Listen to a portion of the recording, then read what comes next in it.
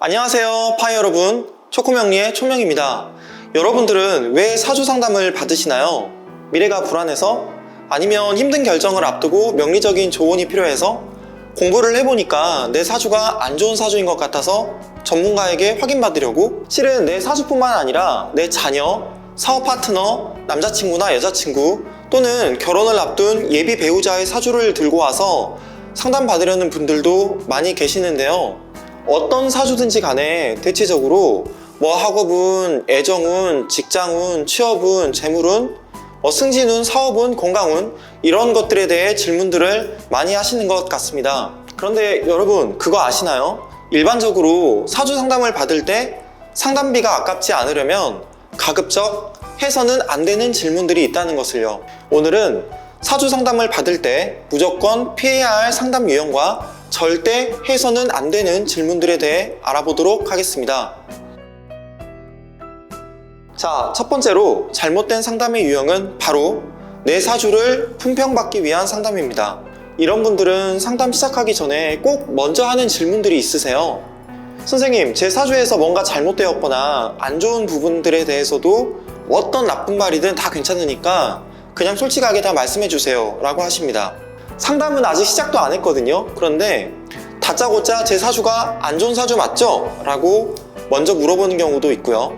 그런데 여러분 모두 명리를 조금만 공부한 분이라 하더라도 이건 다들 아실 거잖아요. 재성이 없는 무재사주라고 해서 돈을 못 버는 것도 아니고 관성이 없는 무관사주라고 해서 회사에 취직을 못하는 것도 아니라는 것을요. 사주를 잘 모르시는 분들은 예전에 상담을 받았더니 제가 자식복이 없는 사주라고 하던데 또는 이혼할 사주라고 하던데 사업을 하면 무조건 망한다고 하던데 진짜 그런가요? 라고 물어보세요.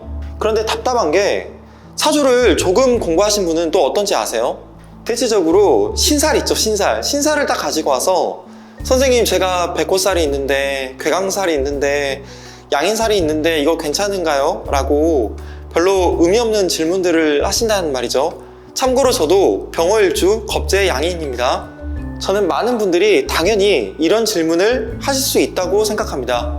그런데 문제는 이런 질문을 했을 때 실제 상담가가 고전의 관점에서 사주의 등급을 나눠서 이번 생은 망했네, 결혼은 하면 안 되네, 인복이 없네 라는 말을 할 수도 있다는 겁니다. 저는 상담가가 만약 그런 이야기를 하잖아요. 그러면 자리를 박차고 상담비를 환불받고 나와야 한다고 생각합니다. 내 사주가 어떠냐는 질문은 내 사주를 품평받기 위한 질문밖에 안 돼요. 내가 내 돈 내고 힘든 일을 위로받고 중요한 결정을 앞두고 명리적인 조언을 듣기 위해서 상담을 받는 거잖아요. 그런데 상담가로부터 남편 복이 없네, 배린사주네, 돈은 못 벌겠네, 만료운이 안 좋네, 자식 복이 없네 같은 포고는 들을 이유가 없다는 겁니다. 며칠 전에 저한테도요, 선생님 저 백호살이 있어서 결혼을 하면 이혼을 한다는데 정말인가요? 라고 물어보신 분이 계셨어요. 제가 뭐라고 말했냐면요, 진술충미라는 간지는 고지 역할을 하기 때문에 에너지를 웅축하는 성질이 있습니다. 힘을 비축했다가 폭발하는 성질이 있다 보니까 당연히 파괴력이 크겠죠. 그래서 현대사회에서는 백호살이 있을 경우 자기 영역에서 전문가로 활동하는 경우가 많습니다. 주관이 세고 자기 의사가 분명하게 드러나기도 하는데 아무래도 이런 분은 결혼을 하면 배우자와 서로 독립적인 영역을 설정하고 존중을 해줘야겠죠. 제가 이런 신살 때문에 이혼을 하는지는 전혀 모르겠고요. 다만 배우자와 의견 충돌이 잦을 수는 있기 때문에 평소에 유념하시는 게 좋을 것 같긴 합니다 라고 정말 이런저런 설명들을 제가 해드렸어요. 그러면 시간이 그냥 훌쩍 지나가게 됩니다.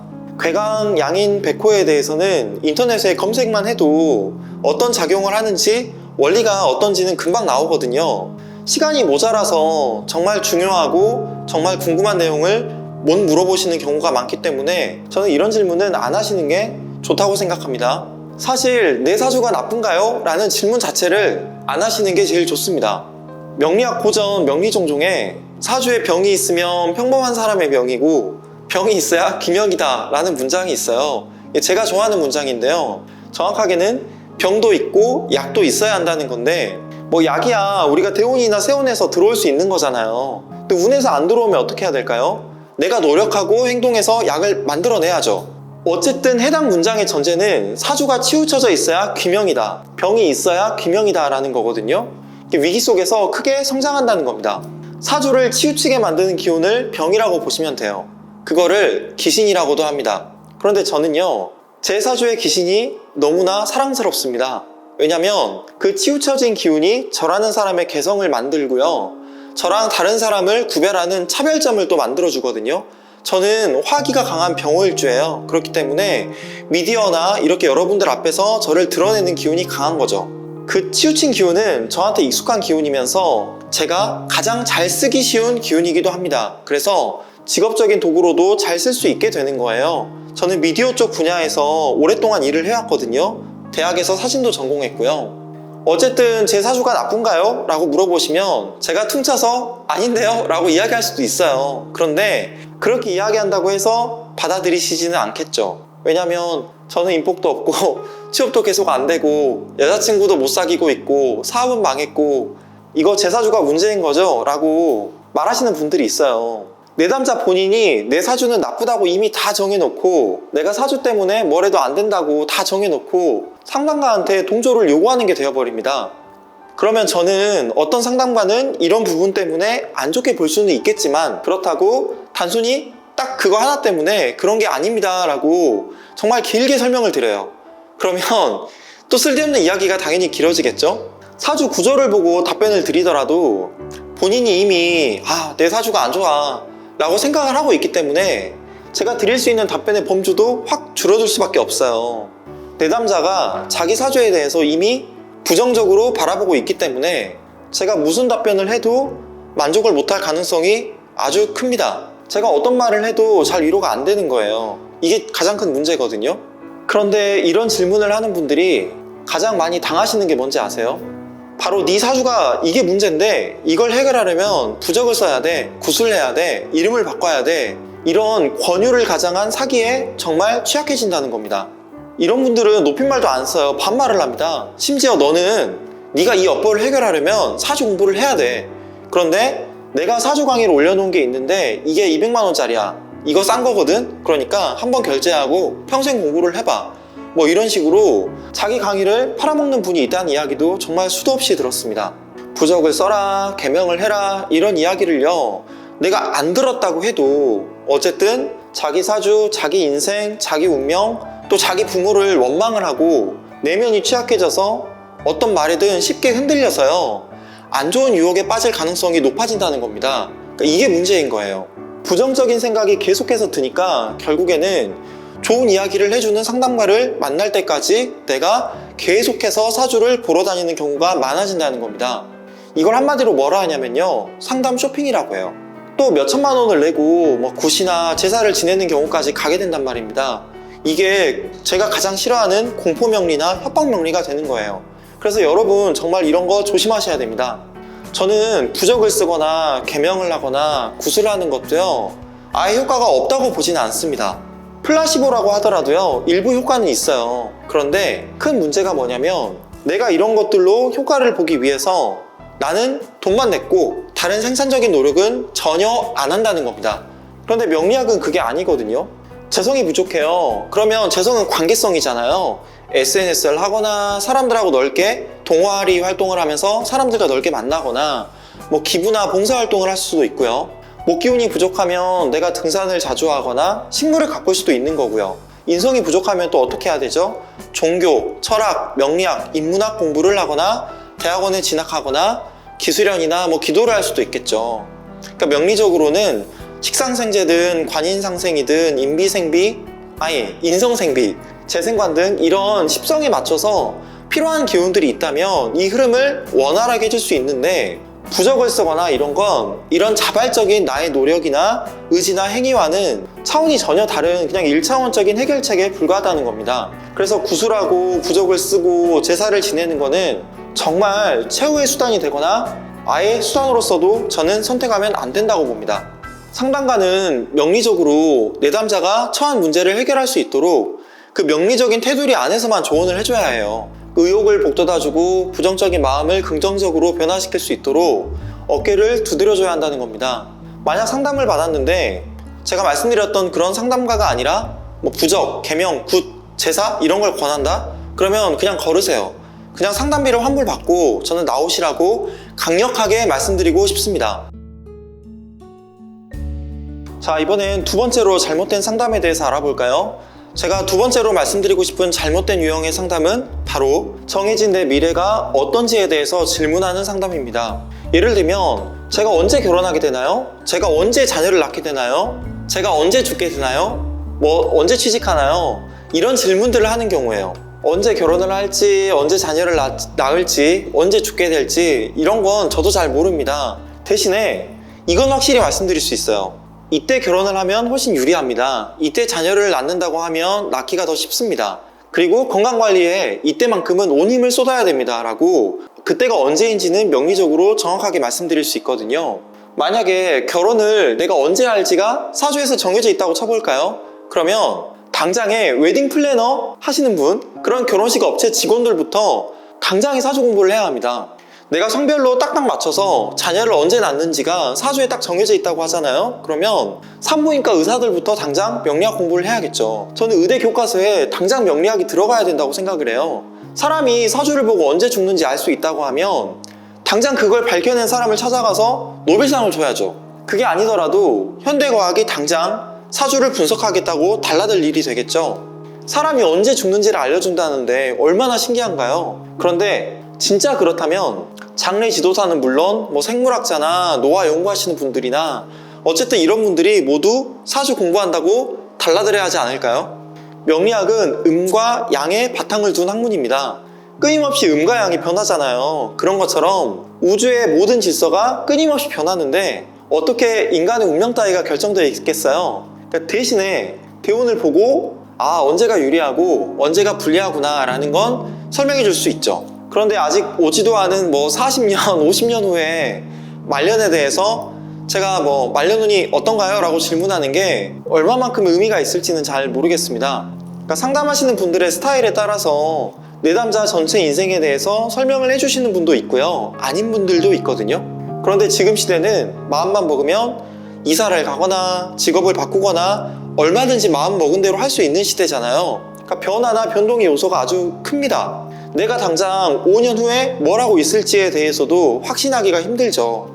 차라리 그렇다면 현재 내가 무슨 일을 하고 있고 내년이나 내후년쯤에 무엇을 하기 위해 어떤 준비를 하고 있는지를 상세하게 이야기를 하고요. 현재 대운하고 향후 5년 이내 세운 그리고 다음 대운 정도만 이야기를 들으시는 걸 추천드립니다. 사주 상담을 할 때 생각했던 것보다 시간이 부족한 경우가 되게 많아요. 그래서 인생 전반이 궁금하다고 하시더라도 내 말년운은 어떤가요? 라고 막연하게 질문하기보다 현재하고 가까운 미래에 대해서 포커싱을 하고 질문하시는 걸 권장합니다. 물론 내담자가 미래에 대해서 불안해하거나 내 사주가 안 좋은 것 같다고 염려하거나 궁금한 것들에 대해서 상담가 역시 이야기해줄 의무는 있다고 생각합니다.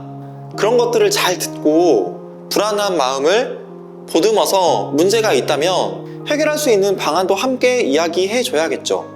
사주상 가지고 있는 도구를 어떻게 써야 하는지, 운의 흐름을 어떻게 활용해야 할지를 잘 조언을 해줘야겠죠. 그러니까 지금 준비하고 있는 것들이 더 완벽해질 수 있도록 돕고, 혹시라도 운이 우호적이지 않다면 명확한 근거와 함께 피해야 할 시기도 알려줘야 합니다. 결론은 내담자가 사주를 잘 활용할 수 있도록 돕고 잠재된 가능성을 최대한 끌어낼 수 있도록 가이드 역할을 상담가가 잘 해줘야 한다는 거죠.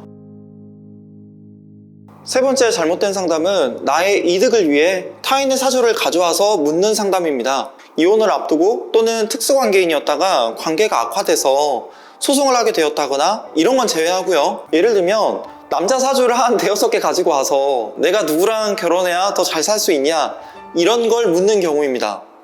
그런 분들은 이런 질문을 하세요. 이 사람 어떤가요? 그러니까 정확히 말하면 이 사람이 돈은 많이 벌 수 있는 사람이냐, 이 사람이 사회적으로 높이 올라갈 수 있느냐를 물어보는 거거든요.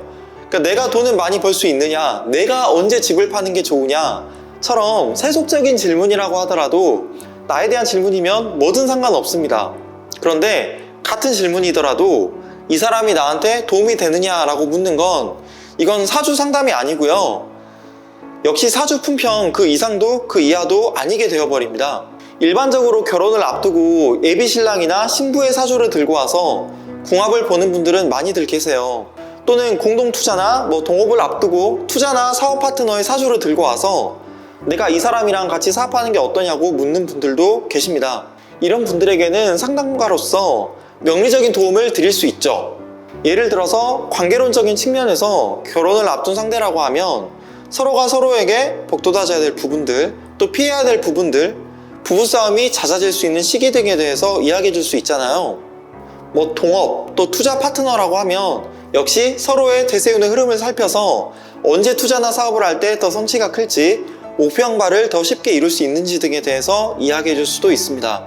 어떤 문제가 닥쳤을 때 사안을 어떤 관점에서 파악하고 해결하려는 사람인지, 그런 성향에 대해서도 충분히 이야기해 줄 수 있습니다. 그런데 이런 경우에는 가급적 한 사람만 상담을 받았다고 해도요, 상담이 끝나면 상대방과 함께 그 내용을 공유하는 게 좋습니다. 그러니까 제 경우에는 결혼을 앞둔 분이거나 부부거나 그냥 사귀는 관계라고 해도요, 상담이 끝나면 반드시 제가 녹음 파일을 보내드리거든요. 그리고 제가 이야기했던 부분들에 대해서 남편이나 애인이나 결혼 애정자와 함께 공유를 꼭 하라고 합니다. 제대로 된 상담가라면 한 사람이 아니라 두 사람 모두에게 도움이 될 내용들을 진실되게 이야기했을 거잖아요. 그런데 한 사람만 일방적으로 상담을 받고 끝내버리면 본인에게 불리하거나 상대방에게 유리한 내용들은 전달을 안 하거나 왜곡해서 전달될 가능성이 있어서 그렇습니다. 사실 예전에 비해서 상담할 때 질문 유형이 좀 많이 달라지긴 했어요. 저 언제 결혼하나요? 대신에 저 이때쯤 결혼하려고 하는데 어떨까요? 라고 물어보시거나 저 회사에 합격할 수 있을까요? 라고 묻는 대신에 제가 이런 일을 하려고 하는데 저랑 맞을까요? 라고 묻는 식입니다. 앞으로의 삶을 어떤 마음가짐으로 어떻게 살아야 할지에 대해서 조금 더 포커싱 되어 있는 질문들이 예전보다 많아졌거든요. 유튜브나 책으로 명리학을 공부하는 분들이 늘어나고 있다 보니까 사주명리의 효용이나 쓸모에 대해서 제대로 이해하고 계신다는 이야기겠죠.